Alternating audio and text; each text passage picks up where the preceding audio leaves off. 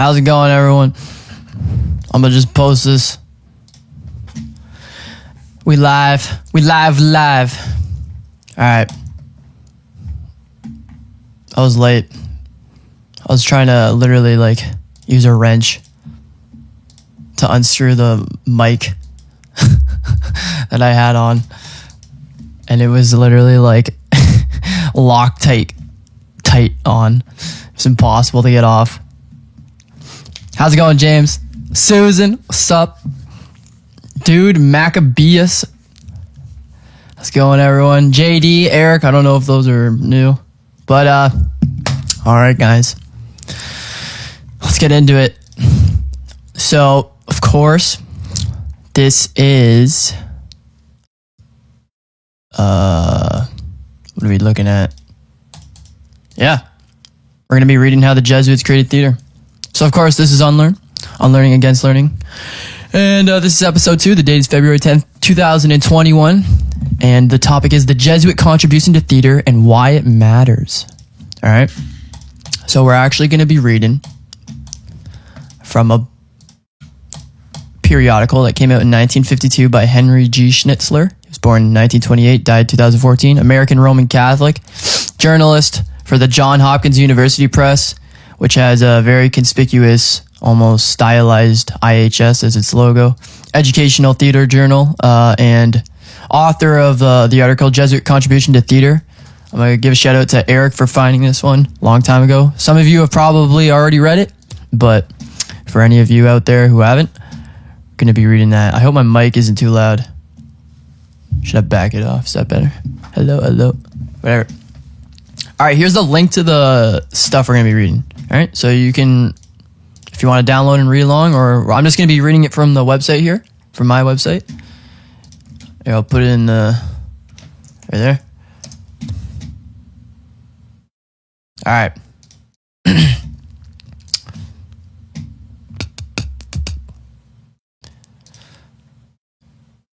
Can everyone see?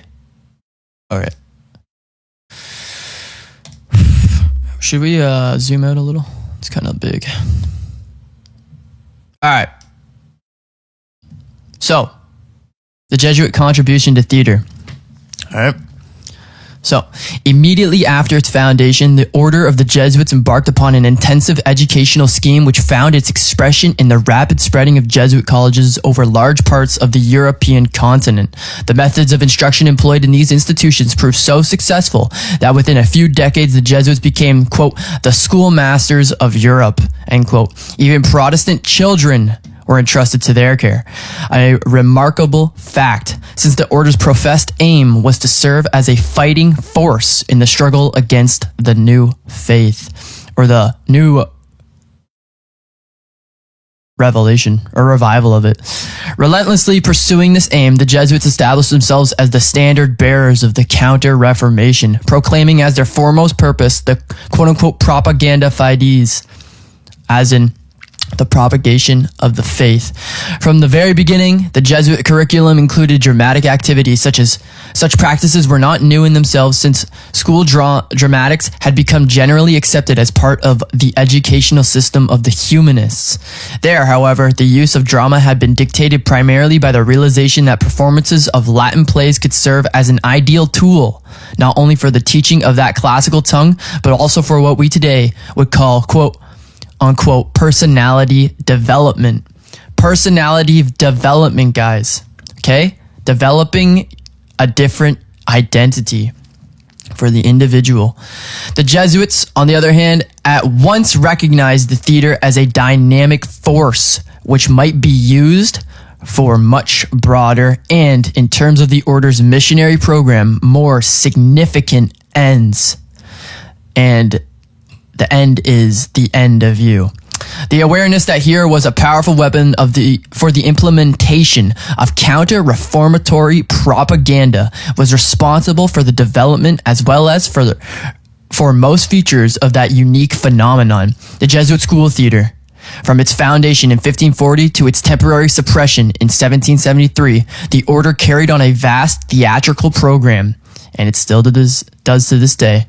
During nearly 2.5 centuries, Jesuit priests and their students devoted a large portion of their time and energy to work in every conceivable area related to the stage. Since one of the characteristics of all Jesuit undertakings was their rigidly disciplined uniformity, it is possible to point out typical features of the Jesuit school theater regardless of national or local differences.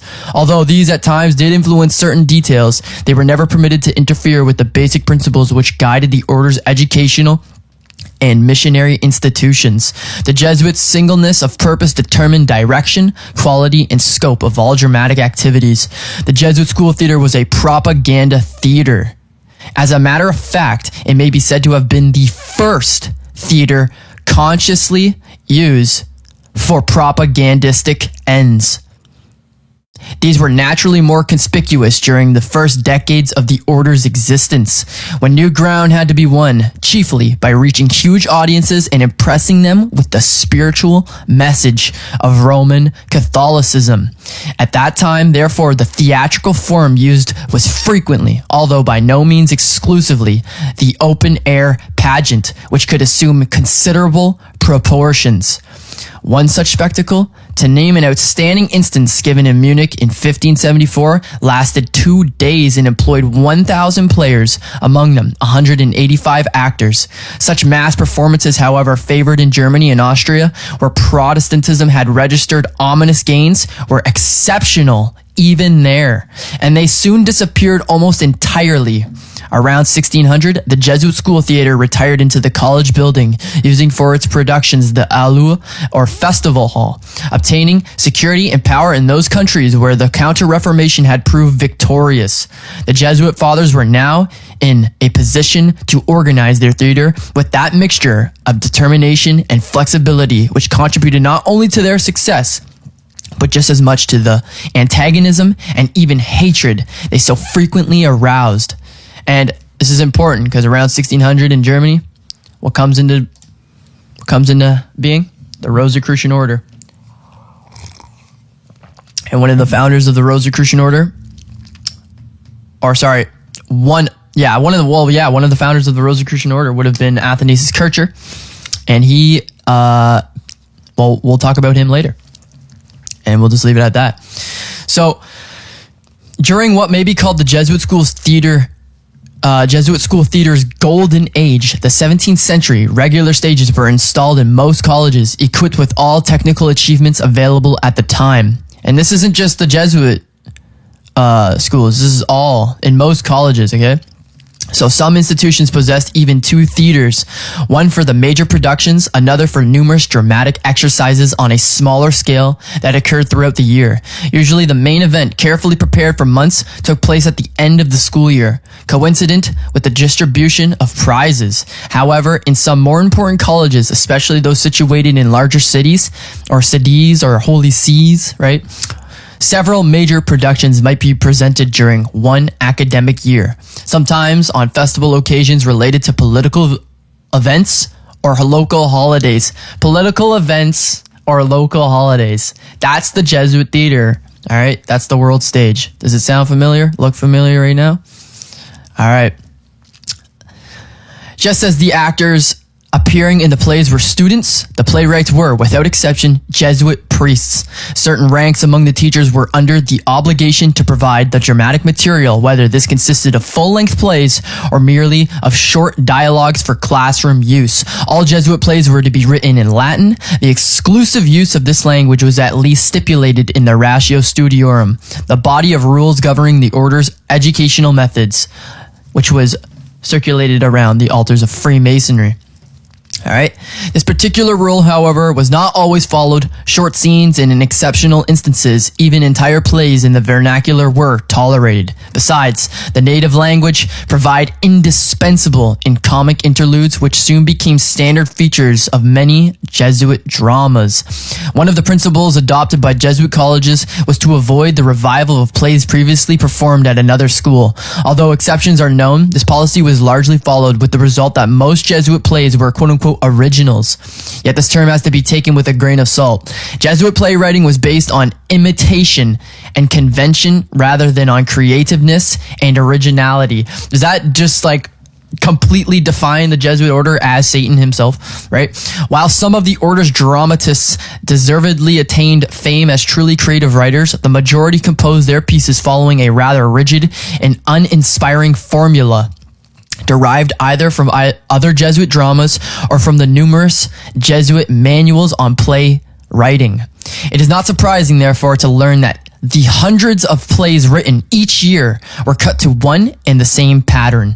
On the other hand, and like how many movies today, especially in the last like 20 years, it's the same thing over and over and over. It's brainwashing. It's like the same thing over and over and over. Same pattern, same blueprint, right? Nothing original.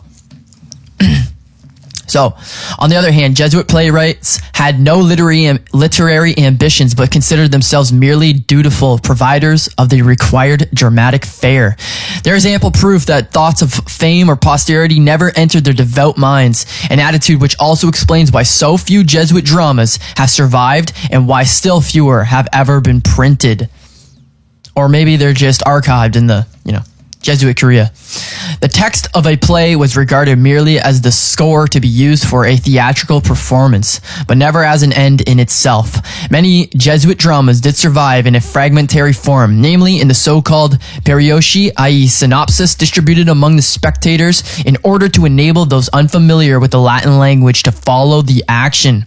It is questionable, however, whether such aids were really necessary since the Jesuit stage Jesuit stage, the spoken word was relatively unimportant, modestly taking its place alongside of the other production elements which frequently overshadowed the dialogue. A Jesuit performance was to be an irresistible appeal to the senses and emotions, rather to intellect and reason. The spectator was to be virtually hypnotized by a concerted attack of all known theatrical devices until he surrendered his entire being to the drama's spiritual message. This appeal to the senses, a tendency the Jesuit theater shared with the other arts of the Baroque period. And Baroque period was created by the Jesuits with the founding of the Baroque architecture. All right, with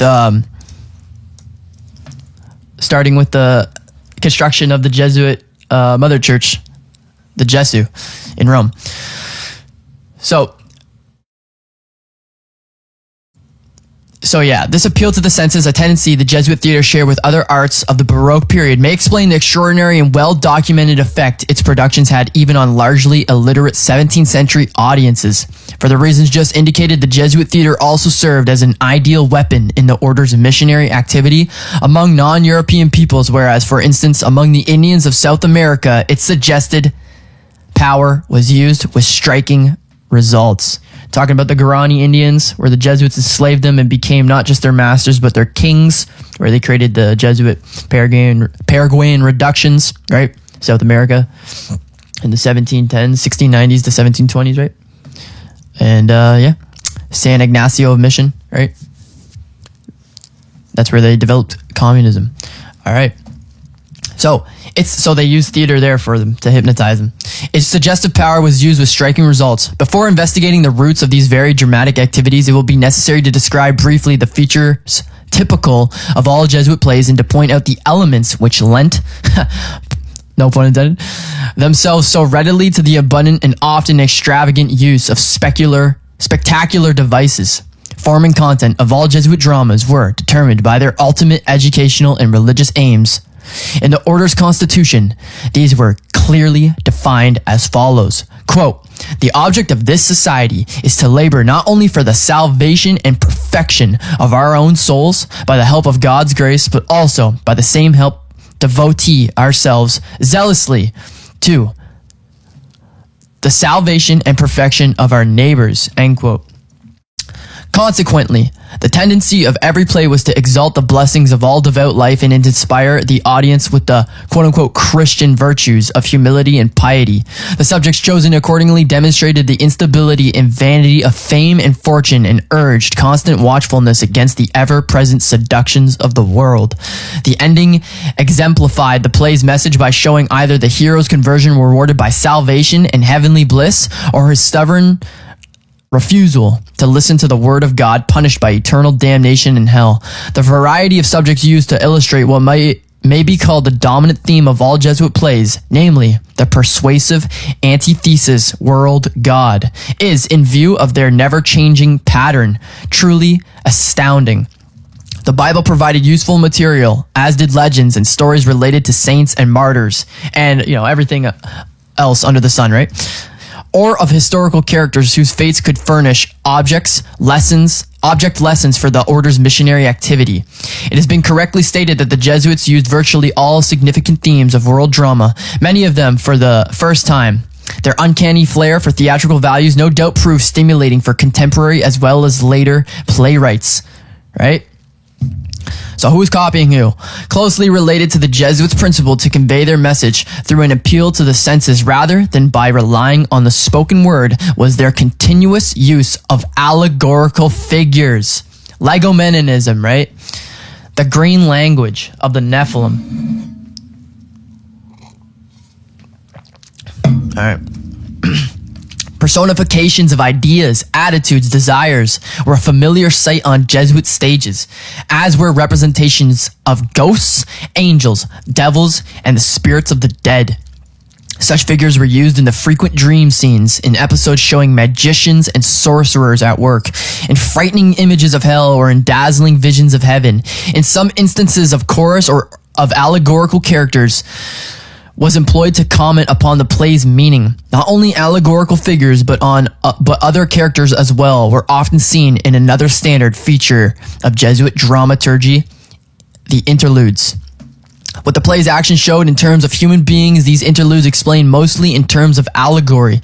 A device such as this again facilitated the spectator's comprehension of a drama acted in a language which most of them could not understand. Right? There's ecclesiastical Latin, which only the church knows, and then there's layman Latin, which is the Latin you can go and learn, and it's all wrong. Another device used for a similar purpose was the scena mutia, or mutua, i.e. the mute scene or dumb show, where allegorical characters pointed out in pantomime the play's meaning either by predicting events that were to follow or by summing up the significance of what had just occurred on the stage. Predictive programming, guys. It's all from Rome. The obviously didactic character of the Jesuit school theater, however, was never allowed to become obtrusive. On the contrary, with admirable skill, the Jesuits succeeded in presenting their message in the most enticing manner, shrewdly disguising it under the colorful cloak of splendid entertainment. To achieve this aim, they never hesitated to use, for their own purposes, all existing dramatic and theatrical forms. Without exaggerating in the least, one can state that there was not a single theatrical genre that could not, at some time or place, be seen in a Jesuit theater. A list would have to include not merely tragedy, comedy, pantomime, pastoral play, and farce, but also opera and ballet. One must never forget, on the other hand, that even these last-mentioned types, which usually associate with not exactly religious court spectacles of the Baroque age, were admitted to Jesuit schools only as long as they could be made to serve the order's never-changing aim. This was further emphasized by the practice of printing, at the end of every synopsis and at the bottom of every program, the letters OAMDG, an abbreviation of the motto Omnia ad Majorem Dei Gloriam, i.e. all to the greater glory of God. And you can see this OAMDG on many classical music pieces, right? Orchestral pieces. It's crazy. So the music, they're writing it in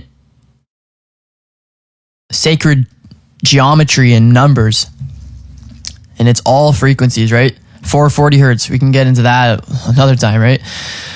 We can all understand the necessity of stressing this lofty purpose when we hear of what was no doubt one of the most baffling disguises of a religious message, or a religious message has ever assumed the ballet. While theatrical dancing was developed especially at the Order's Paris College, it was encouraged in other Jesuit schools too. Naturally, the fathers hastened to point out not only in theoretical writings on the art of the dance, but also through the choice of suitable subjects, that here too, the basic aim of their theater was firmly upheld. Consequently, we must not be astonished to find on Jesuit stages dancing saints and martyrs, emperors and generals, not to mention a host of allegorical figures who had also been seized by this outburst of a religiously inspired balletomania. In order to stage such a variety of theatrical forms, elaborate scenic effects were required, and the Jesuit priests provided them generously. The familiar equipment of the Baroque theater, with its trapdoors and flying machines, its lightning and thunder, was at once taken over by the Jesuit colleges. And no one's ever seen this type of stuff, guys. This is so brand new. You know? Imagine taking someone from 2,000 years ago and putting them in like a high impact action thriller movie in a movie theater where the music is blasting and it's music from now. Like, they would be like terrified and they would believe it. They think this is so real. And people think it's real to this day. All right. So that's what it was like then. That's what it's like now. Numerous changes of scenery Numerous changes of scenery, one of the chief attractions of the contemporary operatic stage, contributed greatly to the popularity of the school performances, as did spectacular costumes and lovely music. It is symptomatic of the significance assumed by the Jesuit theater in its time that distinguished composers like Orlando de Lasso, 1530-94, and Johann Caspar Kerl, 1625-92, wrote original scores of some of its productions. What may be the roots of this astounding theater were prodigious feats of acting, dancing, and singing, supported by a combination of the most effective tricks of the Baroque stage, were employed not to provide entertainment, but all to the greater glory of God. How can we explain the attempt to achieve purely spiritual ends by utterly sensual means? This answer to these questions may be found in the teachings of the order's founder, Ignatius of Loyola. As a matter of fact, much that does strike us as strange in a school theater committed to a religious task may be traced back to Loyola's spiritual exercises. These, to quote from the complete title of the celebrated book, are, quote, chosen with a view to lead man to conquer himself, to disengage himself from the fatal influence of evil affections, and with his heart thus set free to trace out for himself the plan of a truly, quote unquote, Christian life, end quote. In Loyola's own defense, the spiritual exercises are, quote, certain operations of the mind and heart, such as the examination of conscience, meditation, contemplation, mental and vocal prayer, which are employed in order to free the soul from its irregular affections, and so to put it in the way of knowing and embracing the will of God towards it, end quote. Of particular importance among the various exercises which are to be undertaken in seclusion and concentration, or, in other words, in retreat, quarante giorni, right? Quarantine, developed by the Venetians. I wonder who else they created. Oh yes, it was the Jesuits. Right? Are, for the purpose at least, meditation and contemplation, both designed to enable the believer to reach his spiritual goal. Right? The internet. Right? Everyone's on the internet. The fourth industrial revolution. Through meditation, he may intellectually grasp an abstract truth. Through contemplation, he may, for instance, recall to his memory some episode from the life of Christ, or he may imagine hell and its tortures. To render the act of contemplation effective, he is advised to resort to what Ignatius of Loyola calls the quote-unquote application of the senses. That is, he should attempt by using his imagination to see, hear, smell, taste, and touch every detail that may assist him in bringing to life as vividly as possible the subject he has chosen. To put it in modern terms, an imaginary stimulus is to be used to call forth an emphatic response. One, for instance, Loyola, explaining the quote-unquote exercise on hell, states, quote, imagine to yourself the height, the breadth, and depth of hell. end quote. This instruction is to be taken quite literally. The, quote, application of the senses, end quote, as related to this particular exercise, considers at length how all physical details associated with the concept of hell are to be re-experienced in the individual's imagination. What do movies do? They take you to another world, right? By the use of what we today call sense memory, the spiritual exercises are primarily designed to be used in complete isolation, while the individual in retreat is cut off from every contact with his worldly environment. Quarantine. Everyone's in a black room. What's it like in a movie theater? It's black. Black box, black cube, right? Where the light doesn't come in. All right. Yet the Jesuits soon discovered the value and effectiveness of collective retreats. Loyal himself recommended the practice of giving the exercises publicly in the churches. A whole group of persons were urged, again using the quote-unquote application of the senses, to imagine simultaneously certain situations or episodes which might help them to grasp the spiritual truth they were seeking. What could have been more logical than to take one further step to aid the imagination, which in some individuals might not be sufficiently developed? This could be done by actually showing what the spiritual exercises suggested merely as objects of contemplation, thus directly appealing to the senses in order to ascertain the desired emphatic response. The realization of these momentous possibilities not only led to the development of the Jesuit school theater, but also explains its strikingly sensual quality. The relentless assault on the spectator's senses in the Jesuit theater, then, must be understood not as a superficial stimulant, but solely in terms of the order's spiritual purposes. On the stages of Jesuit colleges, inner images were made concrete. Here, the imaginary stimuli, as suggested by the exercises, were supplanted by actual sensory experiences. The principle of the application of the senses formed also an integral part of the Jesuit system of education. Expressly referring to Loyola's instructions, Jesuit theorists point out that education must begin with sensory observation. To develop the student's capacity for conscious use of his senses becomes therefore a task as important as to contribute to his intellectual growth. To stimulate the powers of imagination, which in turn are believed to be dependent upon exact sensory observation, is considered as essential as to foster the faculty of abstract thinking. Since the theater, by its very nature as a means to facilitate sensory experiences, could thus obviously contribute to the order's educational aims, its integration in the Jesuit curriculum would appear entirely understandable. One may conjecture whether the emphasis on the significance of sensory experiences might not also provide a clue to the frequently reported excellence of Jesuit student actors. Trained in the principle of the quote-unquote application of the senses, they possibly approach the problems of acting in a manner anticipating modern methods, which, as is well known, attempt to stimulate the actor's imagination and to widen his range of expressiveness by the conscious use of sensory observation and of sense memory. We're talking about demonic possession. let's not be silly here. Let's just get to the point. In conclusion, the attempt may be made to sum up briefly the Jesuits' chief contributions to the development of dramatic art and to evaluate the significance of their theatrical activities. Although the order's achievements in dramatic literature were slight, its school theater nevertheless had considerable influence on European drama.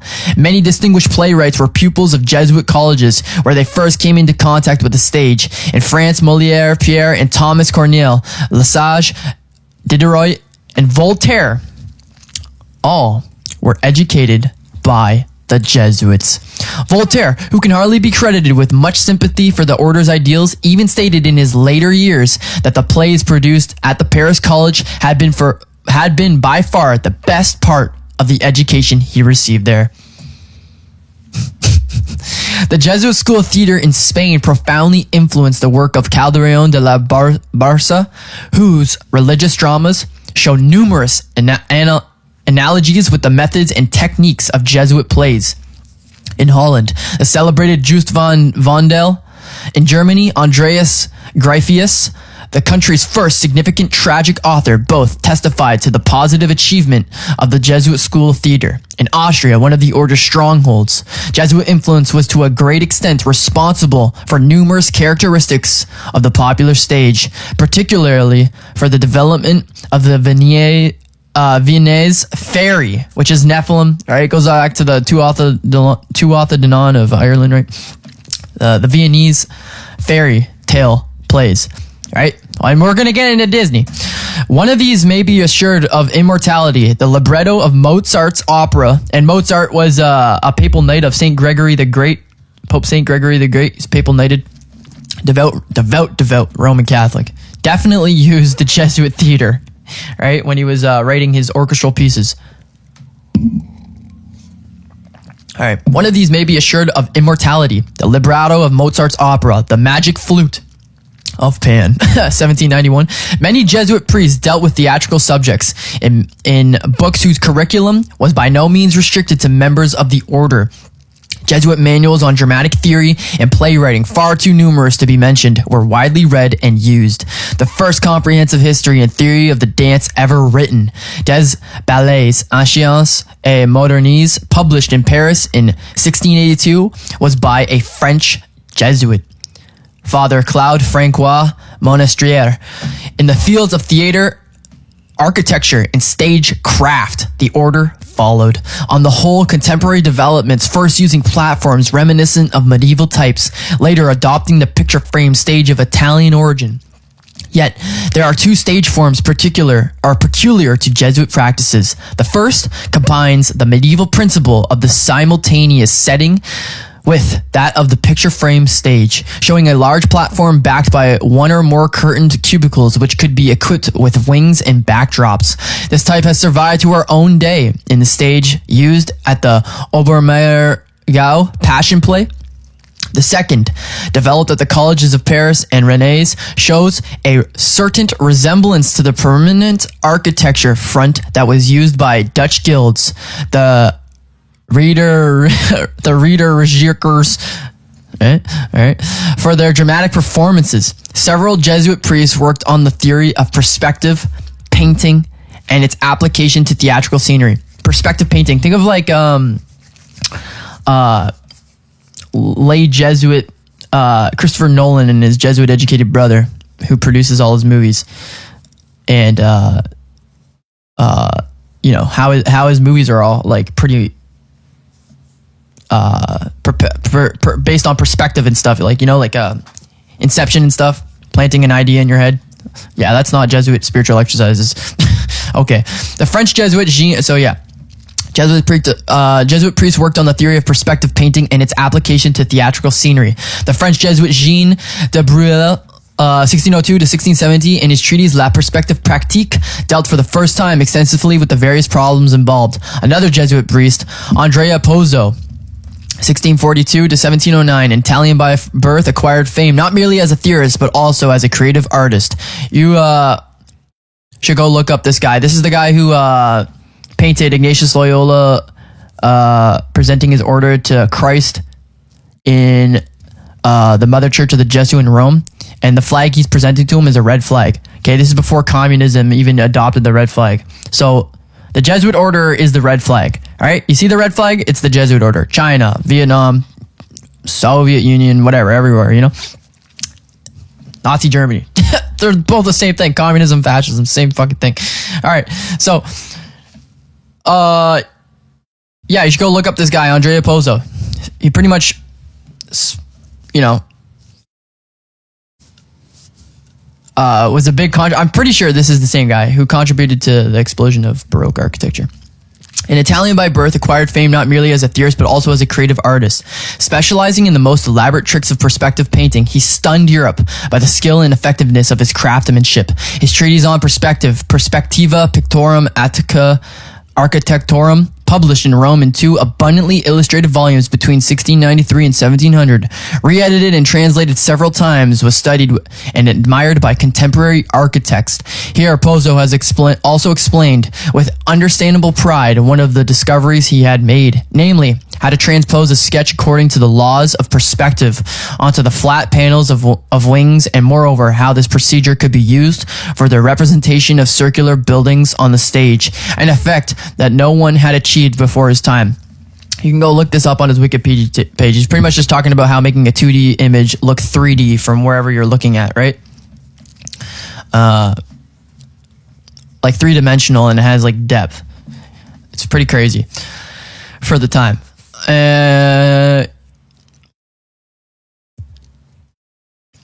German Jesuit, Franciscus Lang, 1645 to 1725, wrote the first manual on acting and directing, titled Dissertatio de Actione Scenica, and posthumously published in Munich in 1727. They love to posthumously publish. It wasn't me. It wasn't, no one knows this either. This isn't some like, oh yeah, go look this up and everyone knows it.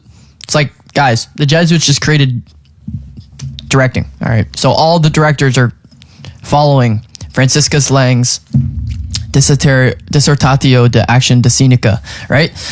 Based, as the author does not fail to point out, on his own practical experience, it contains detailed advice on speech, movement, and gesture.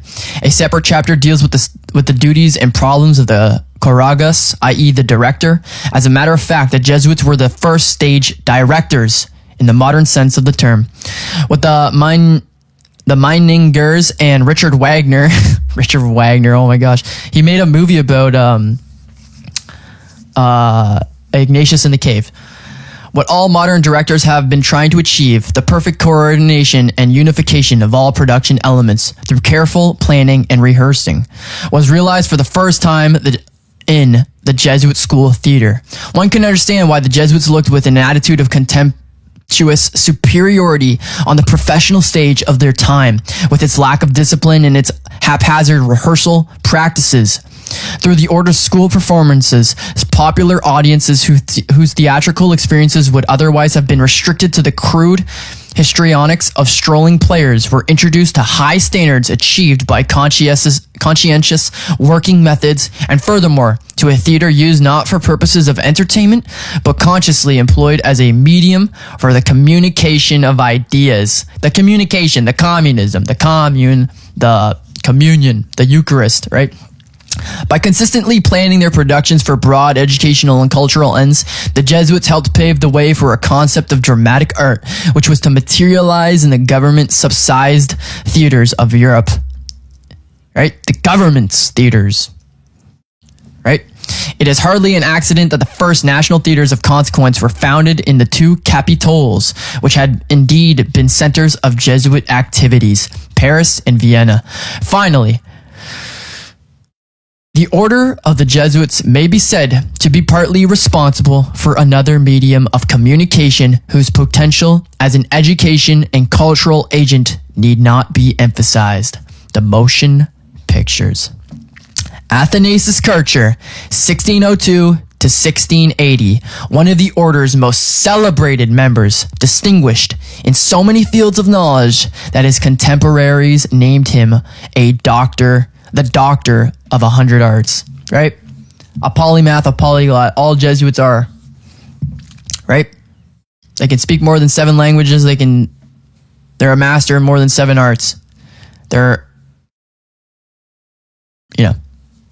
shapeshifters. And this is the guy who came up with germ theory. Germ theory. Just Jesuit theater. All right? So, invented around 1645, the magic lantern. The magic lantern, guys. The first instrument designed to project images on a flat surface and therefore the very basis of all screen shows. Kircher used his projector, quote, for scientific as well as for entertainment purposes, end quote. Employing a revolving wheel on which pictures were painted, he was able to show a succession of lantern slides, which were sometimes arranged to tell a story. His stunned contemporaries accused him of being in league with the devil because he could make images and shadows and objects appear where none had been before. They're commonly known as phantom projections, right? And this he used the magic lantern. He developed it for the Rosicrucian rites during the 1600s. Okay? And we're going to get into that. So, Kircher's pupil, the Jesuit Gaspar Scott, 1608 to 1666, super influential. He pretty much named the sunflower after the Jesuit order being the sun. So, the Jesuits named the sunflower, was the first to describe, quote, optical illusions caused by a rapidly revolving wheel, end quote.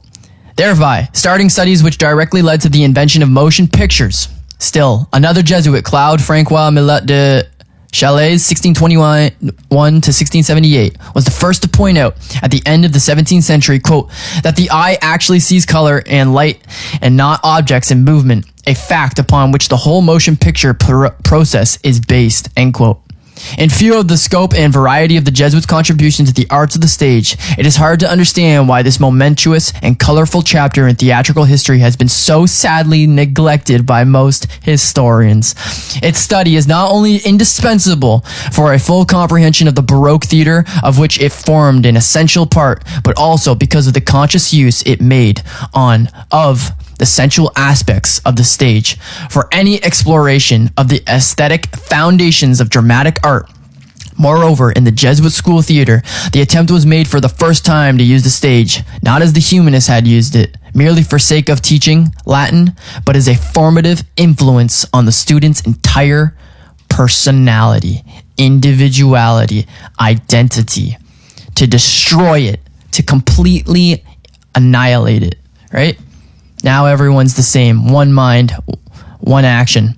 Finally, by reaching out far beyond the bounds of the school building in order to serve the community at large, the Jesuits anticipated one of the functions which the American educational theater is striving to fulfill in our own day. End quote. And of course, guys, we got, let it also be known to the reader that Jesuit priest Daniel A. Lord S.J. drafted the 1930 Hollywood Production Code, a code to govern the making of motion pictures, commonly known as the Hays Code, that every single movie written, directed, and produced in the world has to follow. There has been an incredible amount of baseless Jesuitical disinformation in the world claiming that, quote, the Jews control Hollywood or created it, of which the latter proof absolutely destroys. The Jesuits are theater, and Hollywood is nothing but a military organization created by Knight of Malta, William Donovan's Catholic Intelligence Agency for the Jesuits' Counter-Reformation, also known as the quote-unquote Matrix via, MK Ultra Monarch programming, which is Ignatian spirituality. Has it worked? Look around you. So guys, we're gonna talk about, and here's a link to, so this is from Eric, of course. Jesuit priest Father Daniel A. Lord S.J. drafted the 1930 production code. They had to call it the Hays Code because they didn't want people to know. They had to rename it the Hays Code because they didn't want people to know that a Jesuit wrote it. And that's not just like speculation, because based on what we know, that's actually why they had to actually rename it. So he says a very intriguing fact that many researchers are unaware of is that the code was drafted by Jesuit Daniel A. Lord. This code is known as the Hays Code, named after papal agent Episcopalian William H. Hayes. Further reading the memoirs of William Hayes, 1955. All right, here's a link to that.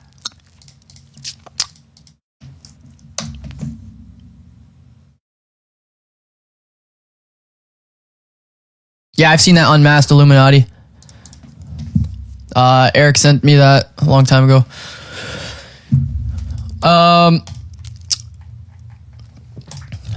Yeah, so you guys can read through this. Here he is. All right. It's pretty much just a bunch of guidelines. I'm sure there's a lot in here that I could read that would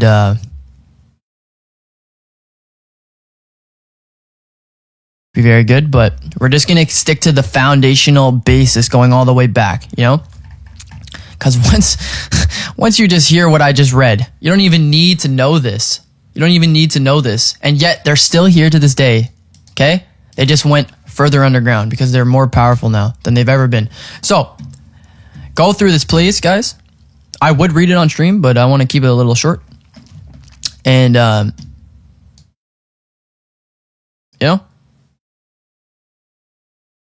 shout out to Eric, Unreal Researcher. So anyways, guys, check out this. We're going to read the spiritual exercises of,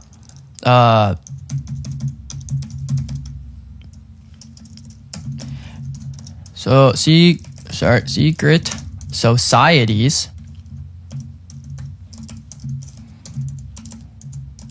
of all ages. Charles William Heckerthorne, guys. Volume 2. London, 1875. Right? And then we're going to go down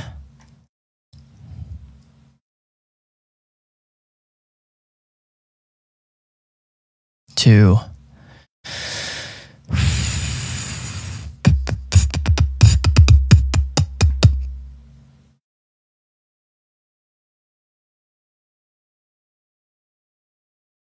we're going to go down to this. We're going to read this. So when I read this, guys, I want you to think about all the movies you've watched in your lifetime. And maybe if you should stop watching TV. Stop watching movies. Okay? Stop listening to mainstream pop culture. Right? Because you're under the Ignatian spiritual exercises of the Jesuits. Black magic. I haven't watched a movie since 2014. Okay? Sorry, that's not true. I haven't seen a movie in theaters since 2014. And I'll never go and see one ever again.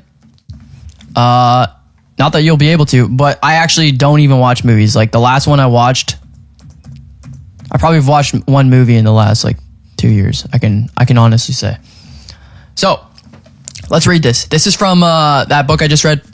Or not the book I just read, the Charles William Heckerthorne, Secret Societies of All Ages, or whatever, Volume 2, okay? 1870 something. So, quote, initiations. From this, as well as other works, we gather some of the ceremonies with which aspirants were initiated into the Jesuit order. Having in nearly all Roman Catholic countries succeeded in becoming the educators of the young, they were able to mold the youthful mind according to their secret aims. If then, after a number of years, they detected in the pupil a blind and fanatic faith conjoined with exalted pietism and indomitable courage, they proceeded to initiate him. In the opposite case, they excluded him. The proofs lasted 24 hours, for which the candidate was prepared by long and severe fasting, which by prostrating his bodily strength inflamed his fancy, and just before the trial of powerful drink was administered to him, then the mystic scene began. Diabolical apparitions, evocation of the dead, representations of the flames of hell, skeletons, moving skulls, artificial thunder and lightning, in fact, the whole paraphernalia and apparatus of the ancient mysteries. If the neophyte who was closely watched showed fear or terror, he remained forever in the inferior degree. But if he bore the proof well, he was advanced to a higher grade. There were 4 degrees. The first consisted of the coadjutors temporales, who performed the manual labor and merely servile duties of the Jesuit order, or the Jesuit of the short rope. The second embraced the scholastici, from among whom the teachers of youth were chosen. And that's not just in colleges, that's subconsciously through media, right? Like we're talking about theater. From among whom the teachers of youth were chosen. The third was composed of the coadjutores spirituales, which title was given to the members when they took the 3 vows of the society. The professi formed the 4th and highest grade. They alone were initiated into all the secrets of the Jesuit order. At the initiation into the 2nd degree, the same proofs, but on a grander scale, had to be undergone. The candidate again prepared for them by long fastings, which led with his eyes bandaged into a large cavern, the quarantine, resounding with wild howlings and roarings which had to traverse, reciting at the same time prayers specially appointed for that occasion, the Wi-Fi. At the end of the cave, he had to crawl through a narrow opening, and while doing this, the bandage was taken from his eyes, but an unseen hand, and he found himself in a square dungeon. whose floor was covered with a mortuary cloth on which stood 3 lamps, shedding a feeble light on the skulls and skeletons ranged around. This was the cave of evocation, the black chamber, the theater, the room, so famous in the annals of the fathers. Here, giving himself up to prayer, the neophyte passed some time during which the priest could, without his being aware of it, watch his every movement and gesture. If his behavior was satisfactory, all at once 2 brethren, representing archangels, presented themselves before him, without his being able to whence they had so suddenly started up. A good deal can be done with properly fitted and oiled trap doors. And observing perfect silence, bound his forehead with a white band soaked with blood and covered with hieroglyphics. They then hung a small crucifix round his neck, and a small satchel containing relics. Or what duty for them? Finally, they took off all his clothing, which they cast on a pyre in one corner of the cave, and marked his body with numerous crosses drawn with blood. At this point, the Hierophant with his assistants entered, and having bound a red cloth round the middle of the candidate's body, the brethren, clothed in blood-stained garments, placed themselves beside him, and drawing their daggers, formed a steel arch over his head. A carpet being then spread on the floor, all knelt down and prayed for about an hour, after which the pyre was secretly set on fire. The further wall of the cave opened, the air resounded with strains, now gay, now lugubrious, and a long procession of specters, phantoms, angels, and demons defiled past the neophyte like the supers in a pantomime, which was created by the Jesuits.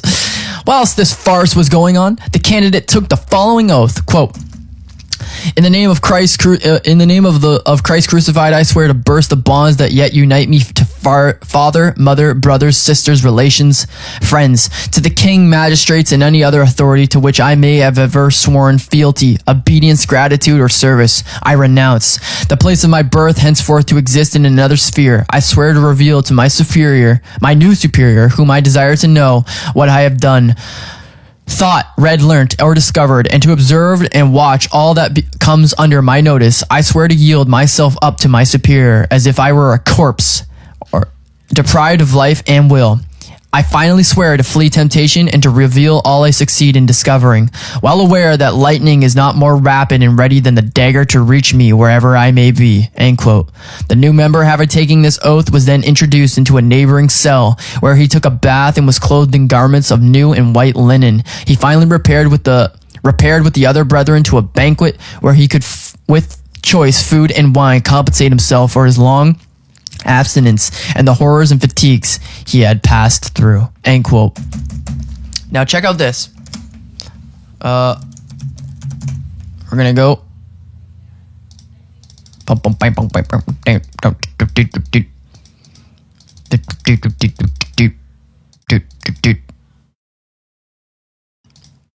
Yep.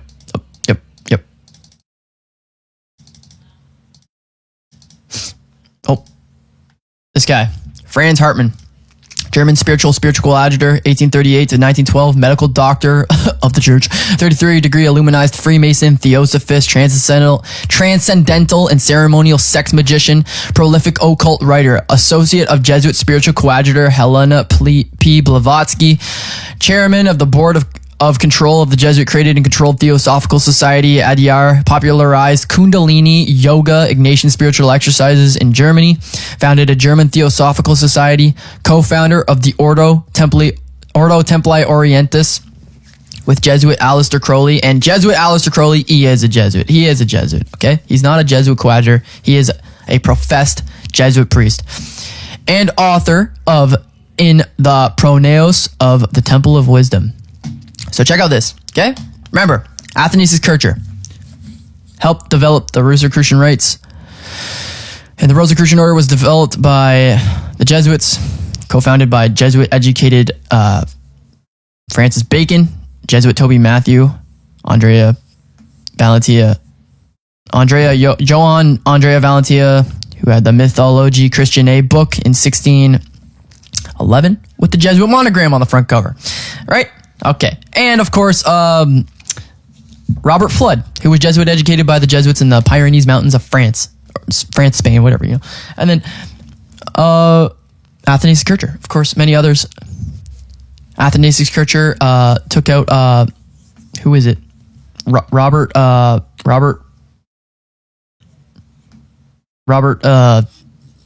the heck is his name? Whatever. The guy who helped develop the Invisible College, Royal Society of the Rosicrucians. He bailed him out of jail, Athanasius Kircher, and therefore he would not have been able to even go on later and create the Invisible College for the Jesuits. If it weren't for Athanasius Kircher, you're bailing him out of jail. So check out this. All right, this is the 1600s. The first 30 years of war happening. The Jesuits are assaulting temporal defenders of the papacy, the Holy Roman Empire, to give it over to London through the Venetians. All right. It is, therefore, not surprising that when the Rosicrucian mania broke out and when the most exaggerated accounts about the great powers of that order were fully believed, that the Masons opened their ranks to anyone who was supposed to be a Rosicrucian. Ding, ding, ding, ding, ding, ding, ding. And then if the latter succeeded in making the brothers believe that he was actually such a favored person, he would at once gain a great deal of influence in the lodge. These circumstances opened the doors of the Masonic lodges to a great many strolling adventurers, vagabonds, charlatans, and mountebanks, and especially the Catholic as well as the Jesuits were not slow to see their advantage and to gain admission to the lodges under the disguise of Rosicrucians, because they developed Freemasonry and then they infiltrated Freemasonry, and then they say, oh look, the Jesuits have infiltrated Freemasonry, and then they infiltrate it anymore. They create something and then they infiltrate their own thing. Right? They pretended to be in communication with the certain quote-unquote unknown superiors, who is the invisible 13th superior of the Rosicrucian order, because the Rosicrucian order has 12 superiors and then an invisible 13th unknown superior. These unknown superiors have been famously known in all Masonic historians' work to be the Jesuit general, that is. All right? And it's supposed to be like the 12 disciples and Jesus is the 13th, right? So some grand patriarch of Jerusalem, all right? Or some invisible somebody whose orders had to be obeyed without asking any questions, but whose names must not be revealed. And to make such supposed orders more effective, they produced letters and documents apparently coming from such superiors, but which they had written and sealed themselves. On some occasions, they performed sleight of hand tricks, produced sham apparitions of ghosts and deceased persons for the purpose of deluding the members of the lodge and to make them believe in their supernatural powers. Thus they made Freemasonry their tool and used the power which they gained for the advancement of their own interests. All right?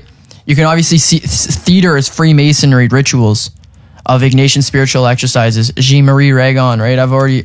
We've already talked about Jean-Marie Ragon, and I can't even spell. All right? I'm the first person to ever translate this into English.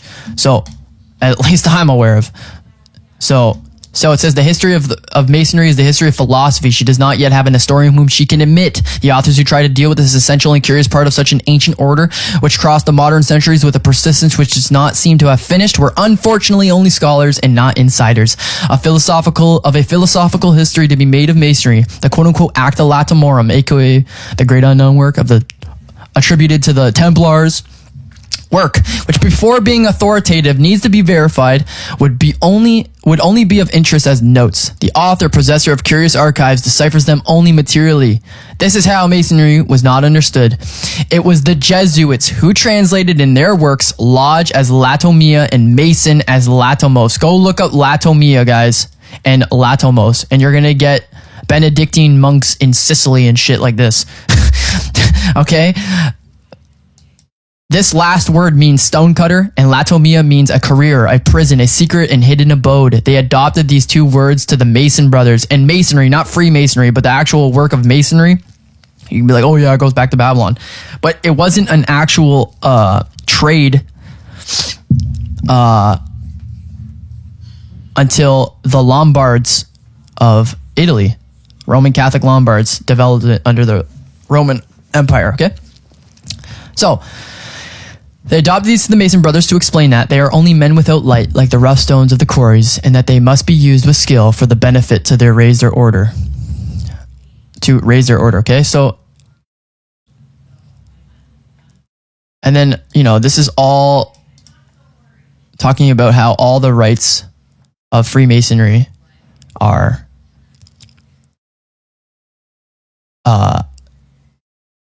theatrical performances, and the Freemason is the actor on the Jesuit stage.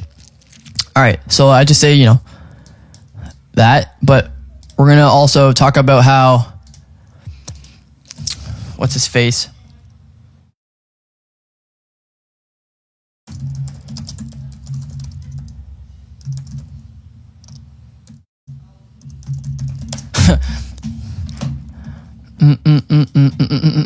There you go, you know? Who's the president of Georgetown University? Leo J. O'Donovan. And he's, I don't know if he has this position anymore. He probably still does. And of course, he was the guy who did the opening prayer for Jesuit Joe Biden. And he becomes elected 2-year term on Walt Disney's Corporation Board of Directors, a Jesuit fourth vow priest, president of Georgetown University. He's not the president anymore. Right? So go check that out. All right. And then also, we're going to read this. This is from, oh, what is that book? I'm going to have to look it up in my email. Opus Dei. Opus Dei. Opus Dei. Opus Gay. Opus Dagon. Eh?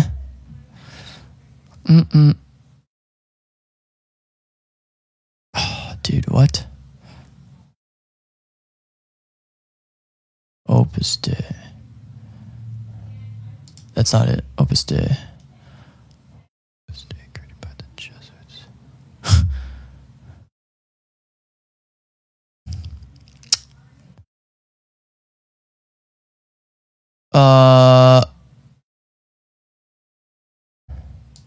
Where the heck is it?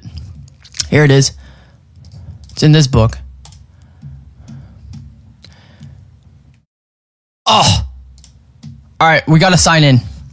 We have to read this. Gotta put in my email. Everyone knows my email now.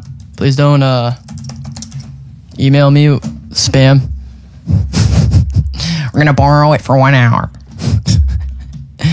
Opus Dei, an investigation into secret society struggling for power within the Roman Catholic Church. This Michael J. Walsh is a quote-unquote ex-Jesuit.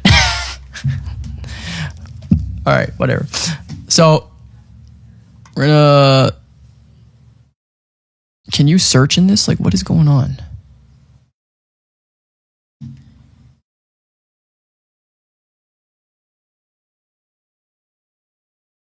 Oh, it's right here. It's updated. They updated archive.org. I was like, what the heck?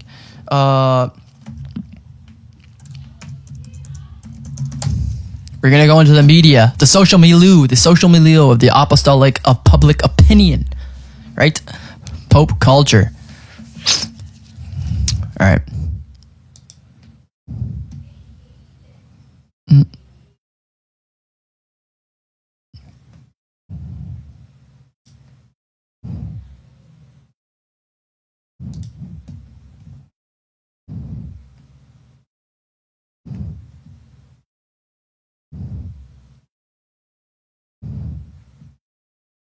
All right, if it's not in this book, I'm gonna freaking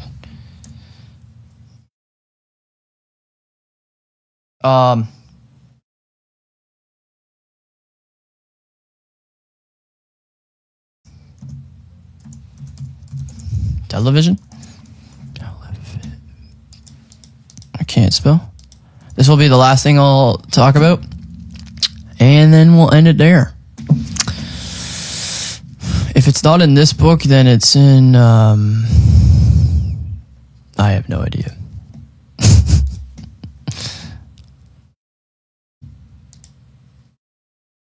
I'm pretty sure it's in this book, though.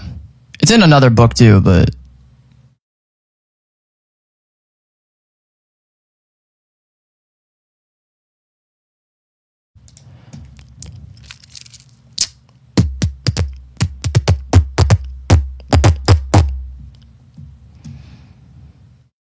Yes, here we go. Full screen. Zoom. Enhance. Scope. Hurry up. Come on. Oh my gosh. Hurry up. Okay. This is on page 73. A change in status. Okay, so check out this. Opus Dei, created by the Jesuits. All right, I even have it here. Right. This is from that book, Louise Carindel, The Life and Miracles of Monsignor Escrivá, founder of Opus Dei, page 180, Barcelona, 1975. It says, the debt owed by Opus Dei to the Society of Jesus is immense, so much so that one could say if the society had not existed, the birth of Opus Dei would have been impossible. Okay? So, it says, the first part of the document ran through the history of the status of Opus Dei, revealing in passing that there were at that time 72,375 members in 87 different countries, and that roughly 2% of the members were priests. The report stressed that the unique nature of Opus and the problems which had arisen because hitherto the Catholic Church had not had an appropriate legal structure available for it. This fact, said the report, had occasioned the founder gave suffering and had impeded its work. It then went on to discuss the other judicial forms it had been obligated to adopt, and finally to point out that Opus Dei fulfilled the requirements for a personal prelature. There would be advantages for the church if it were not to be granted this status. The report concluded, for it would strengthen the service which Opus could offer the local church and would put at the disposal of the Holy See a quote-unquote mobile core. Right? An expression incidentally more commonly used by the Jesuits, who would go where most needed. Members of Opus would thereby be freed from some of the problems they faced when working, and here again useful statistical details appeared. In 479 universities and high schools in all 5 continents, in 604 publications, in 52 broadcasting stations, both radio and television, in 38 press and publicity agencies, in 12 film production and distribution operations. Many other religious institutions of varying judicial status had managed and continued to manage to get along quite satisfactory without benefit of being a personal prelature. Opus found it difficult. Okay? So this is where they were involved in. When they faced when working in 479 universities, 38 presses, 604 publications, 52 broadcasting stations, 12 film production and distribution companies. And this is like, when is this? I'm going to guess this is like in the 70s, 79, 1980s. So what about now? Imagine how much Opus Dei and Jesuits are in. I mean, obviously there's Jesuits in all of media, but imagine how much they're like, we talk about being Jesuit educated and stuff, and that's like a Jesuit breadcrumb. I guarantee half of these people are actual Jesuits. All right. So we got 16 viewers, I believe. Thanks everyone for tuning in. I'm sure I left out a lot. I know I did, but I don't want to go on and ramble. All the links I discussed are in the... I will return this and you guys can go check it out. Maybe you can find it for free somewhere. I don't know. There's a link to that. So remember, when you see movies of Jesus and he's on the cross in his ministry, yeah. You don't need to know that. You don't need to watch that. You don't need to see that. You don't need to hear that in order to have faith. You read the word and the word only, okay? You don't need to go watch Jesuit spiritual exercises to make you think this is what it must have been like. This is how it's all to make you be there, a part of the situation, right? That's what, I'll say it one more time. That's what Jesuit priest, what's his name? Eliphas Levi. Quote, Alphonse Louis Constant Esche, pseudonym Eliphas Levi, 1810 to 1875, French Jesuit, Jesuit trained and educated at Jesuit Saint Nicholas de Chardonnay Seminary, 33 degree Illuminized Freemason, 52nd Imperator of the Jesuit-controlled Roman Catholic Sovereign Order of the Elder Brethren Rose and Cross, transcendental and ceremonial magician, famous prolific occult writer, and best known for conjuring the Kabbalah golem that people say is Yoda, and the image of the androgynous fallen Seraphim Azazel, aka the Baphomet. All right, so it says, check out this. So think about electricity, guys. Our electricity powers cameras, lights, everything in production, the internet, right? Your monitor, your mouse, your keyboard, your camera, my microphone, everything is electricity. Now check out this, okay? This is what he has to say. Quote, it was a novitiate similar to that of those priests who, under the names of Jesuits, are so unpopular at the present day, but would govern the world notwithstanding. Had they a truly wise and intelligent chief, to make the magic chain is to establish a magnetic current which becomes stronger in proportion to the extent of the chain. We shall see in this ritual how such currents can be produced, and what are the various modes of forming the chain. Mesmer's and Franz von Mesmer was Jesuit educated. He is the father of hypnotism. The father. It's always the father, right? Of course it is. Mesmer's trough was a chain of an exceedingly imperfect kind. Several great circles of Illuminati in different northern countries possessed other more potent. Even that association of Catholic priests celebrated for their occult power and their unpopularity is established upon the plan and follows the core conditions of the most potent magical chains. Herein is the secret of their force, which they attribute solely to the grace or will of God, a vulgar and easy solution for every mystery of power in influence or attraction. In the quote-unquote ritual, it will be our task to estimate the sequence of truly magical ceremonies and invocations which can constitute the great work of vocation, the doctrine of the transcendental magic under the name of the exercises of Saint Ignatius. You're watching movies, you're watching music videos, right? It's transcendental magic. At least mainstream is, right? So it says, what is this? Yeah, we'll read this too. Wait, is this it? Yeah, no, it's this one. Okay. Of transformation of you guys, right? The great arcanum of the Jesuits and the secret of their power. Observe how modern hierophants proceed in order to accomplish human regeneration. How, for example, in the Catholic religion, they go to work in order to change a man more or less weak and passionate into a stoical missionary of the Society of Jesus.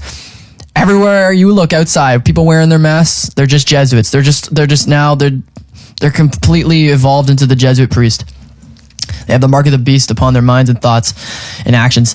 There is the great secret of that venerable and terrible order, always misunderstood, often culminated, and always sovereign. That should be read again. There is the great secret of that venerable and terrible order, always misunderstood, often culminated, and always sovereign. Read attentively the book entitled The Exercises of Saint Ignatius, and note with the magical power that man of genius operates the realization of faith. He orders his disciples to see, to touch, to smell, to taste invisible things. He wishes that the senses should be exalted during prayer to the point of voluntary hallucination. You are meditating upon a mystery of faith. Saint Ignatius wishes in the first place that you should create a place. Dream it, see it, touch it. If it is hell, he gives you burning rocks to touch. He makes you swim in shadows thick as pitch. He puts liquid sulfur on your tongue. He fills your nostrils with an abominable stench. He shows you frightful tortures. He makes you hear groans superhuman in their agony. He commands your will to create all that by exercises obstinately preserved in. Everyone carries this out in his own fashion, but always in the best suited to impress him. It is not the hashish intoxication which was useful to the knavery of the old man of the mountain. This is the 200 watchers on the Mount Hermon, Mount Herodes, Mount Olympia, right? It's always the mountain. This is an allegory. Aleister Crowley talks about this too, and he says the Jesuits are more powerful than the old man of the mountain.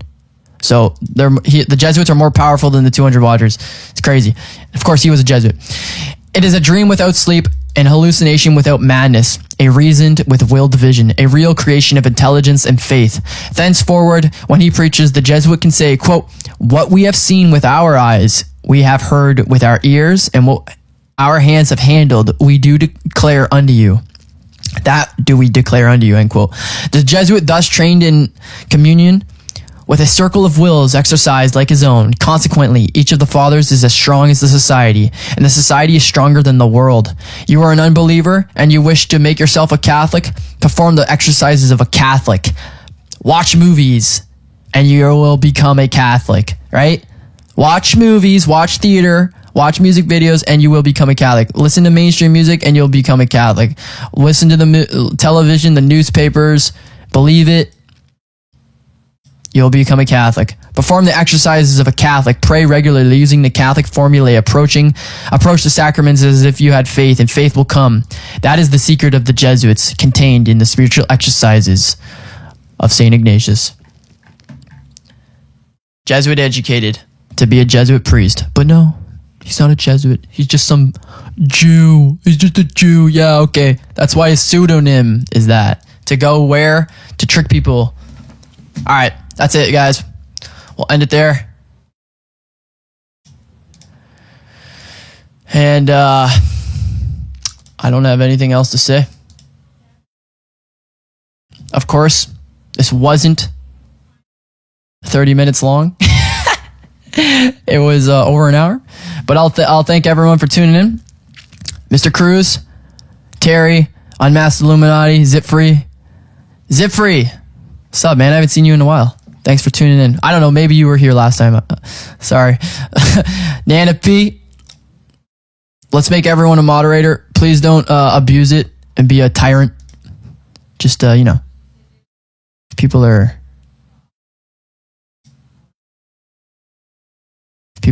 spamming or, saying some stupid BS. But if some Catholics come in here or whatever, don't delete their messages. All right, so thanks, James, for coming in. Dude Maccabeus, James, Susan, really appreciate everyone. Gary, everything has the same pattern. Everything is bland, even architecture. All buildings, homes look the same, except for the Tartarian architecture, man. It's so beautiful. That's pretty much what that whole entire psyop is about. Sorry if anyone follows that stuff. I don't. But in my opinion, it's just a big, giant psychological operation to get people to love Jesuit architecture, Templar architecture, Catholic architecture. Whatever. I know it's more than that, but at all classical music, yeah.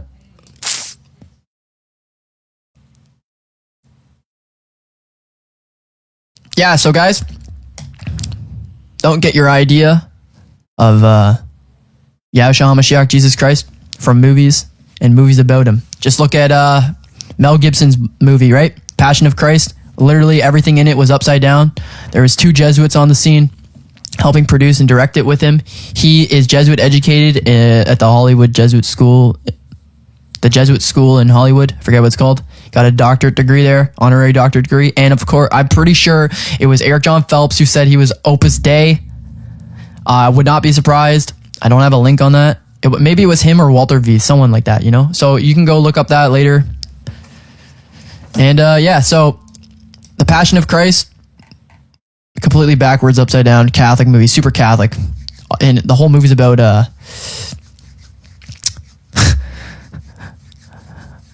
the whole movie's about Mary. All right, so we'll end it there, guys. Thanks everyone for tuning in, and go home and read your Bible.